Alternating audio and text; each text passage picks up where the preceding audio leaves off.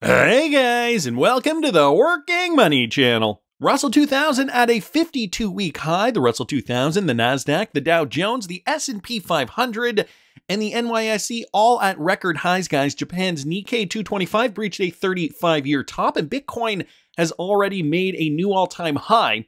So Robert is asking us, what is the argument that bears have at this point? They waited for all-time highs as confirmation to turn bullish. That is ridiculous. We've already been bullish for quite a while now, guys. I've got the IWM here, the Russell 2000 on the daily, and you guys can see even in the pre-hour trading period here, we are trading above where it closed yesterday. And check that out over the last 3 days. This is how the Russell has reacted. Of course, it is no coincidence that we've seen Bitcoin break out as well. So Bitcoin right now is actually, taking a bit of a breather. Right now, one Bitcoin is going for about $63,400 per coin. Here, let me put a price label up there. But as you guys can see, over the last few days now, Bitcoin has retraced significantly, finding its bullish momentum, even blasting past through this. Here, let me throw a trend line on here. Through, wherever that shoulder, that second shoulder would have formulated before another move up. So we are not even seeing an inverted head and shoulders pattern. Bitcoin has been too bullish for even that. And so this was really important, okay? Seeing the Russell 2000 move up past those all-time highs. I know the blockchain backer has been talking about it. Robert has been talking about it as well. So, cryptocurrencies moving along with the stock market. And considering we have seen those last, 3 days of bullish activity on the Russell, that bodes well for the rest of the crypto market. The S&P 500 is also making new highs here. Let's take a look at altcoins, guys. Let's take a look at the total 3. All altcoins minus Bitcoin and Ethereum. So altcoins also moving out of that funk that we've seen for the last month and a half. We have seen altcoins retracing as well as of the time of this recording. However, guys, it's going to be short-lived. Let's throw this on the weekly just to show you guys where we're at. In conjunction with the rest of the market, in conjunction with where we were at the beginning of the bull run in 2020 and into 2021. So this is, pretty much that point in time where we really started to get bullish. This is the grand finale of the market where we saw altcoins top. We actually saw that double top here, and other coins mimicked Bitcoin in this last bull run. Most of the altcoins, though, saw their top in and around here, so in and around April or May of 2021. We haven't even breached those all-time highs yet, guys. We're still, about 30% from that most recent top that we've seen, 30% from all-time highs, and even now we're actually 45% down. So we still have a ways to go.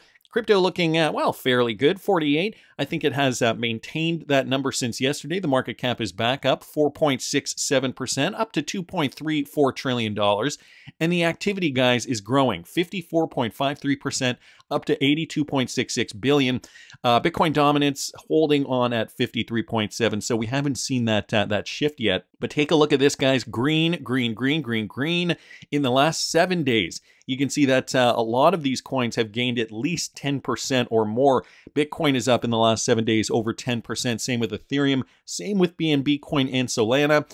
XRP, guys, over the last 7 days up 25%, over 25% actually. So one of the best performers in the last 7 days, I guess we would say. Near Protocol as well, up 33.8% in the last 7 days. Crypto is seeing a resurgence, and for good reason. Right now, as of the time of this recording, we're seeing one XRP going for over 54 cents right now, and it seems like it was just the other day that it was trading in the 40s, and we were getting very desperate and very upset, but it obviously has turned around. So positive news on that front, guys. This is just XRP on the weekly. Let me throw it on the hourly to show you guys what we've been seeing on the hourly. Still seeing that trajectory upward. Even over the early night hours, we did see an XRP get up as high as 57 cents right up here. It did match that top that we saw over there on Saturday. Boom, boom, and then the retracement. But this retracement's looking good. The trend is still moving upward, which is very, very positive to see. So higher lows, guys, on the chart, and trying to get up above now 57 cents for XRP. Matt Hoogan was interviewed, and he's of the opinion that we are still in the early innings. I can't stress this enough, guys. This is still early days for cryptocurrency as a whole. Just bringing back up that total 3 chart here, just to show you guys back on the daily. I guess we'll throw it on the daily here. Still 45% off those all-time highs. We are still waiting for this euphoria phase for Bitcoin and the rest of the market. But Matt Hoogan, he's the CIO of Bitwise, and he has an opinion on institutional crypto investors and the adoption based on what is happening with the Bitcoin ETFs. Listen to this. We're really excited that Bitcoin ETFs have pulled in $15 billion of assets. That's amazing. But this is a $2 trillion space. In most markets, professional institutional investors control well north of 50% of the market. What that tells me is that these investors need to move more than $1 trillion into this market, even at today's prices, just to normalize this with other stocks, bonds, real estate, commodities, every other asset in the world. The $15 billion is great. It's a record, but it's 1 or 2% of what we need to see over the next 3, 5, or 10 years. In other words, it is still small potatoes compared to what retail holds. And that's going to be an interesting challenge, I think, for the institutions, because we've never seen a market like this before where institutions have actually owned less than retail holders. And, when you look at the XRP rich list, for example, you can see where you stack in terms of XRP holders. A lot of us are in the 1%, 2%, 0.5%, 0.1%, 0.2% of XRP holders. So, just as a point of reference, there's only a handful of holders that own over 500,000 XRP or 1 million XRP or whatever that threshold is. But this is just a point in case, whether you're looking at Bitcoin or whether you're looking at XRP, retail still holds the lion's share. And as per Matt Hoogan here, we still do need to see a huge onslaught of institutional money to even get up to par of where the market should be if it wants to rival other traditional markets. So it probably should not be a surprise to you that large XRP whale activity has soared on Binance too, guys. This one courtesy of XRP Crypto Wolf. He's noticed that the popular blockchain tracker Whale Alert, which tracks down the largest cryptocurrency transfers and shares their details on the X platform, has reported that a substantial amount of XRP, close to 136 million coins, has been moved in the last 20 hours. Notably, the staggering amount of cryptocurrency was transferred within merely 3 hours and went in 4 large transactions. The majority of these funds was withdrawn from the largest cryptocurrency exchange, Binance, to mysterious wallets. Ooh, a mystery! Here are the transactions here from Whale Alert. 33.8 million XRP, so that equates to about $17.8 million. In the meantime, 28 million XRP was also deposited using the trading venue Bitstamp. The activity of whales has clearly increased along with the XRP price surge, as can be seen thanks to data supplied by Whale Alert. So obviously we did see that price surge. Obviously we are seeing more XRP on the move. This just means that, more people holding XRP are likely either making moves to trade it or making moves for other purposes. Obviously, XRP is not at, those heights right now where we're going to see a lot of selling off quite yet. Nevertheless, wanted to thank XRP Crypto Wolf for pointing that out. And we got some news with regards to Ripple donating $1 million to the Commonwealth Unity Fund, a new super PAC set up by attorney James Murphy. So this is Meta Lawman. He's helping to set this up to unseat Senator Elizabeth Warren in the next election, guys, and to help elect John Deaton as Massachusetts' next senator. So Murphy himself did donate $50,000. And you can see down here, Ripple Labs, Inc. did donate back in May $1 million to the Commonwealth Unity Fund. So just more encouragement, I think, for John Deaton to help win this thing. BC down here saying Meta Lawman is a badass. I'm just happy it wasn't Commonwealth Unity Management, says Jesse Hines. Mac Attack giving the thumbs up. Excellent, says Bull Run Wonka. Happy for John Deaton, says Kevin O'Malley. Thank you for all you have done on a pro bono basis for the holders of XRP with the expectation of receiving nothing in return. You have a true heart and genuinely care for the constituents you will soon represent. What a great thing Meta Lawman has created. Thank you for what you contribute to the community as well. So that is just the latest update there. And you guys probably already know you can contribute to John Deaton's cause. I believe it's DeatonForSenate.com. I don't have the website up here, but I'm sure you can Google it and find it. Wanted to thank Eleanor Turret for posting that. We were talking a little bit about this yesterday, how this was a newly discovered observation here, a new development, how Ripple has backed out of the Tranglo agreement. Now, Wrath of Kahneman has actually found a little more on this. Ripple and Tranglo exit. Tranglo was owned by TNG Fintech, which eventually did become a company called the Seamless Group. Seamless entered into a partnership with Ripple in 2021. Seamless announced a merger with Infint Acquisition Corporation, an SPAC, a SPAC, to become publicly traded. But he continues down here saying the initial filing seems to have timed out, and was extended recently this year. So did Ripple exit the Tranglo investment? It looks like it is apparently so. It's true. Here's the paperwork about Ripple, the employee working at Tranglo that returned to Ripple. So he has documented this all within this tweet thread here. Some interesting background about the Infinite SPAC that acquired Seamless to go public, backed by 35 Ventures, and CEO is Kevin Durant. It was initially valued at $200 million, and again, more supporting documentation there. What does this mean for Ripple, guys, and especially XRP? Well, apparently not much. Tranglo is still a featured Ripple payment user, so it's still, this is, I guess, the biggest thing for the XRP community to know, that Tranglo is still using Ripple payments. Hopefully, the cash injection enables the business to grow, and by extension, XRP usage. He continues by saying, hey, at the very least, now you have a little bit of a biography on big business moves.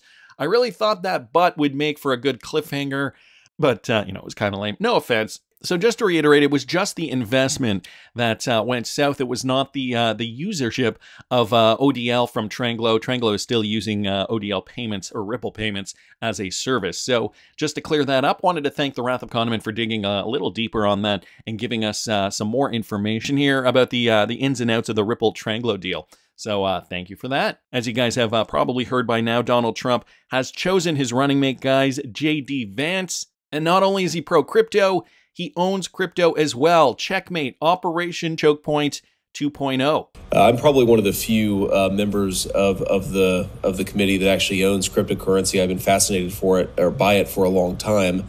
But I also, recognize that there are downsides to it, that there are risks that come along with it.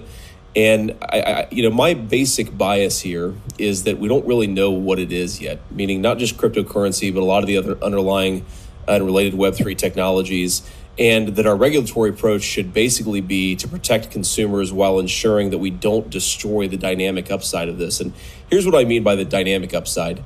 Mr. Is it Reiners? What you just said is fascinating to me, and that I can tell you're sort of skeptical of the role that crypto is playing in society right now. And look, after what happened with Sam Bankman-Fried, there's a lot of cause for skepticism.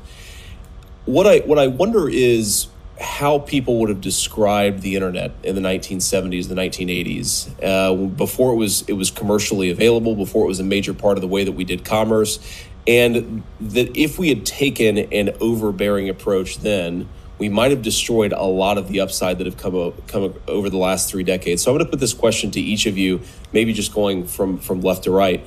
How do you think about that, about regulating crypto, not just in a way that protects consumers and also protects the upsides of the technology right now in February of 2023, but ensures that the innovation that's going to happen on this platform, which is really how I think of it, actually happens in a way that's relatively free, relatively fair, and preserves, as Senator Menendez said, the fact that this could become a tool in America's foreign policy and economic arsenal. So I guess I should have mentioned earlier, this was the Senate Banking Committee holding a hearing on digital asset protection following the crypto crash. Again, this was back from February of 2023, long before J.D. Vance was chosen as Trump's running mate. But he admits here he holds crypto, he owns crypto, he understands cryptocurrency, and he's also somebody the powers that be do not want to deal with, guys. I happen to see this too from the Vigilant Fox.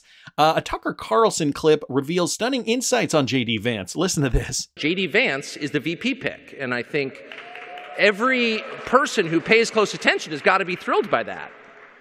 And if you don't know much about J.D. Vance, I'm not even going to make a case for J.D. Vance. I'm going to tell you what I just saw, which is that every bad person I've ever met in a lifetime in Washington was aligned against J.D. Vance. And I do think the negative case is often more powerful, because I know of myself, I do not think I'm a particularly good person. I have strong reasons for feeling that way. I don't always think that my side is right. I know for a fact I have been wrong many, many times. And I hope to correct and be honest about my error. So it's not like I think that, I'm always, God's always on my side. Sometimes I'm not on God's side. But I definitely know who's representing the other side.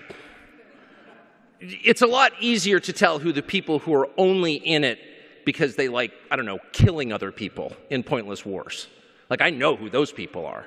And their odor is so powerful that I can smell one when he walks in the room. And every single one of those people in a line that would extend from Milwaukee to Chicago was lined up over the last week to knife J.D. Vance. Not on personal grounds. I mean, he's a perfectly nice guy. He's like one of the only members of the Senate with a happy marriage. True. But because they thought he would be harder to manipulate and slightly less enthusiastic about killing people. That's it. That he would be an impediment to their exercising power. And boy, they went after him in a way I've just kind of never seen. Which I think happens every day in Washington. I just don't have a vantage on it because I'm far, far away and grateful to be. So the elites despise Vance, not for personal reasons, but because they find him harder to manipulate and slightly less enthusiastic about killing people. Things that make you go, for sure. So a good choice for Donald Trump? Well, you heard it here from Chad Steingraber. J.D. Vance reported that he holds at least $250,000 of crypto personally, and voted to repeal the SAB 121 bill that has openly been criticized by the SEC related to crypto cases. Here's another clip, guys, of J.D. Vance being very, very critical of the SEC, courtesy of Anders here, retweeting out Autism Capital's tweet. Listen to this. If there's a candidate for worst person, in my view, at least in terms of my substantive disagreements, I'm sure he's like a nice guy, is Gary Gensler. Okay, so Gary Gensler is sort of the complete opposite of my view. And there are two problems that I have with Gary. One of which is that I think he wants to inject politics way too much into the actual business of securities in the United States of America. But in some ways, the more fundamental issue, or at least the most relevant issue for this particular conference is the approach that Gary has taken to regulating blockchain and crypto seems to be almost the exact opposite of what it should be. And I'm oversimplifying a little bit, but the question the SEC seems to ask in regulating crypto is this a token with utility? And if it's a token with utility, then they seem to want to ban it. And if it's a token without utility, they don't seem to care. I almost think we should be the opposite here, right? I worry about financialization. I worry about, frankly, whether a lot of the crypto stuff is fundamentally fake. But if a token actually has utility, that's the sort of thing that, by all means, regulate it. By all means, be careful about, how consumers interact with it. But you don't want to just get rid of this stuff. And here's where I really, really worry about this is a lot of the newest challengers to social media, the social media incumbents of 2024 are going to require some blockchain technology to make their business work. Maybe they'll require a token that supports verification. There are all of these ways in which the companies, when I talk to sort of friends who are still in the VC industry, the companies that are most exciting to them, they're doing actual things in communications in the 21st century, in 2024, I should say. Those companies very often rely on high utility tokens to do things like verification. Well, if we're not making it possible to do verification, then we're going to make it really hard to challenge the existing incumbents in the space. So the SEC politicizing almost too much cryptocurrency. Autism Capital did get a response here from Brad Garlinghouse, actually. This is what more elected officials should be doing, looking at technology as a way to extend American exceptionalism rather than actively enabling an unelected official to do the exact opposite. So Brad Garlinghouse has noticed, and Anders here also bringing up something very interesting that J.D. Vance did say. Is it a token with utility or not? And if it's a token with utility, then they seem to want to ban it. And if it's a token without utility, they don't seem to care. I think it should be the opposite. So XRPJB saying, you'd think it shouldn't be this hard, but it's just Elizabeth Warren having her way with Gary to stall. The Natural Cube saying, as I've said, the SEC rigs the markets and above explains how they did it with crypto.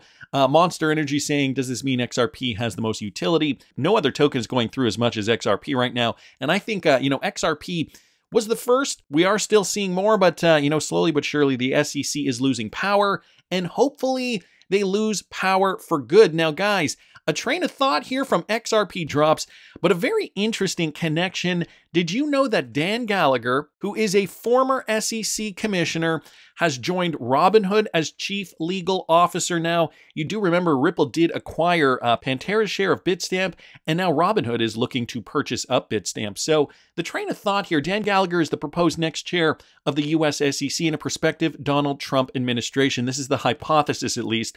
Dan Gallagher is the current CLO of Robinhood. Robinhood is going to acquire Bitstamp. Ripple did acquire Pantera's stake in Bitstamp, and Donald Trump will now win in a landslide victory. Well, how do we know, guys? Dan Gallagher as SEC chair, a boost for crypto regulation. This actually did just come out fairly recently, earlier this month, July the 2nd, 2024. And in brief, it says here, Dan Gallagher, former SEC commissioner, is proposed as SEC chair under a potential Trump administration. Hester Peirce was previously considered as the top candidate for SEC chair if Republicans took office, and the SEC's stance on crypto may become more favorable under a Republican administration approving more ETFs. So I think it is pretty clear that we do have the positivity from the Republicans. Even just, the choice of J.D. Vance has advanced that quite significantly. But now we have this connection, a potential connection to Ripple and XRP through Bitstamp, and a former SEC chair potentially vying for the top spot. I guess I should also mention, too, that J.D. Vance's wife, Usha works for a law firm that Coinbase did use in a case against the SEC. So some more there to think about from XRP Bart here on Twitter. I don't know, guys. It is starting to turn around. Everything is beginning to look positive, and hopefully we're going to see some real price action as the months go on, but that's just my opinion. I want to hear what you guys think. Please subscribe to the channel if you haven't already. Like the video if you like the content I'm providing. I always love hearing your comments. See you in the next one, guys.